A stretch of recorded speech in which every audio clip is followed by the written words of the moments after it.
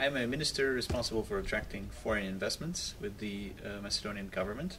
I was one of the first such ministers assigned with this position back in late 2006 with the election, first election actually of this new coalition government.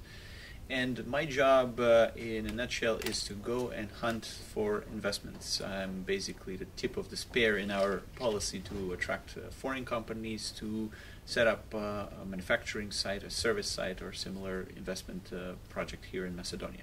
The overview of the position, in other words, is to identify which industries, which companies, and which investments are successful in Macedonia and try to bring them here and try to improve profitability of companies with Macedonia. When we started this position, I remember starting in office on just the other side of this wall, basically with furniture dating back from Tito's time. And no infrastructure, no databases, practically no material. Literally, we were like a brand new garage-based startup. Even the dust was reminiscent of that. Today, we have accomplished many new things. This past year, we've had several new investment projects that are already up and running, mainly in the automotive, pharmaceutical, and in the electronics industry. And all of these projects have been a result of years back of persistent approach, discussions, maintaining relationship, and just good old tenacity in that case. So some of the companies that have started investment projects this year are the German company Kronberg and Schubert. It's today the largest, would be the largest new employer in Macedonia, with a target of 2,500 new jobs created. The American company Kemet, which is already building a plant nearby Skopje. The Indian group, Mandarsan Group, which is a fast-growing Tier 1 supplier. It's also building another plant. And Johnson Controls, which was one of the first greenfield tenants in 2006, now to this year is actually expanding with a second plant in a different part of the country. Johnson Matthey, which I had initial role in negotiating and convincing them to set up an operation here, decided to build over the course of the few years the most advanced facility in the world for manufacture of catalysts. There's only 2 such plants in Macedonia and in Pennsylvania in the US. So it just underscores the fact that you can go from and be successful with a very labor-intensive industry in Macedonia, the German example, to a very high-end, very automated type of production line like Johnson Matthey's line, which is mainly staffed with highly skilled people and engineers. Today, Johnson Matthey is on its way to being the biggest exporter out of Macedonia. So just to underscore that impact that we've had. We have also several other projects in the pipeline which are nearing decision time in the next few weeks.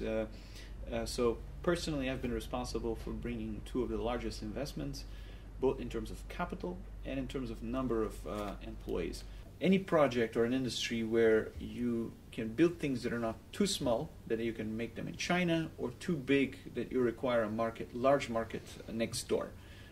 Macedonia does have access to very large markets, and we can produce small things. Mm-hmm. But the idea is to be very focused on the type of industries and manufacturing sectors.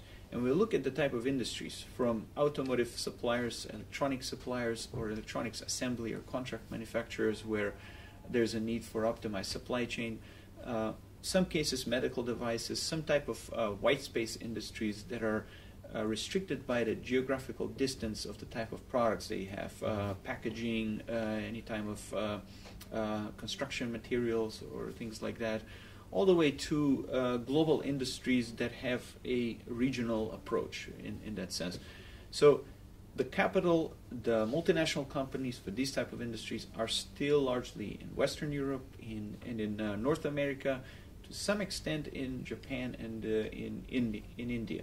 So my primary focus is the Western European countries where there's still growth. The good thing is that at the top level we have people who have the same focus on getting results.